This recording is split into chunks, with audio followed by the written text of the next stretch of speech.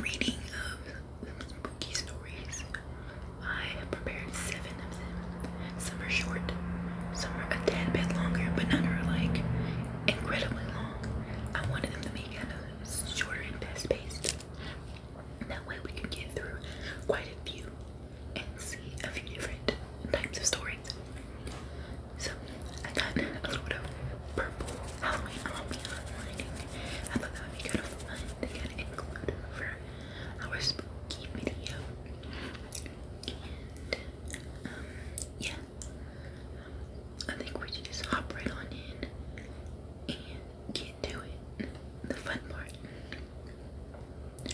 So our very first story is Closet Light by Evan the Nerd 83. When I was a little girl, I used to read at night. I always kept my closet light on. It flowed from underneath the door and dissolved the illusion of darkness with white brilliance. Warm, inviting, it felt so comfortable that I would forget to turn it off afterwards. But one night, it turned off itself. Our second story is The Prettiest Girl in the Class by Twisting_Straw. I believe this is a Reddit post.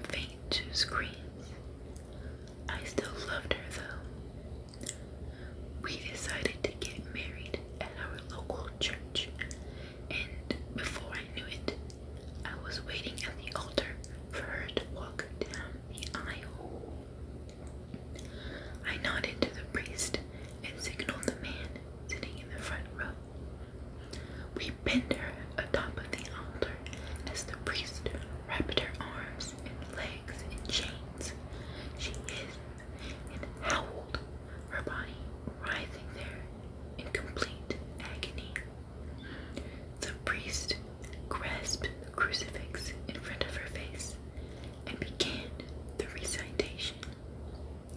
I wasn't going to let her go. I wanted my wife back.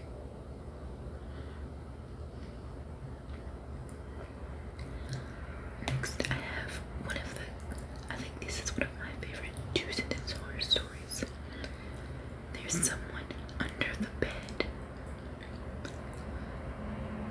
I began tucking him into bed, and he then tells me, "Daddy, check for monsters under my bed." I look under for his amusement and see him, another him, staring back at me and quivering and whispering, "Daddy, there's someone on my bed."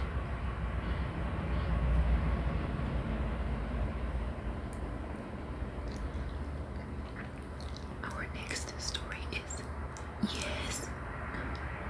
Yes. When I was a child, my family moved into a big 2-floor old house with big empty rooms and creaking floorboards. Both my parents worked, so I was often home alone when I came home from school. One early evening when I came home, the house was still dark. I called out, "Mom," and heard her sing-song voice say, "Yes," from upstairs. I called her again as I climbed the stairs to see exactly which room she was in. And again, I got the same "yes" reply.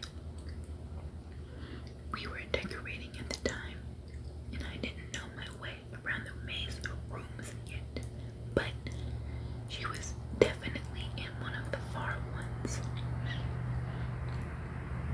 right down the hall.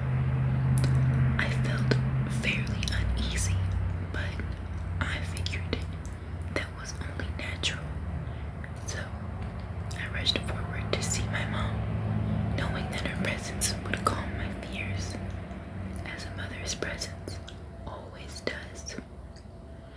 As I reached for the handle of the door to let myself in to the room, I heard the front door downstairs open and my mother call, "Sweetie, are you home?" in a cheery voice. I jumped back, startled, and ran down the stairs to tell her. But as I glanced back from the top of the stairs to the room, the door to the room slowly opened but a crack. And for a brief moment, I saw something in there, something strange, and I don't know what it was, but it was definitely staring at me.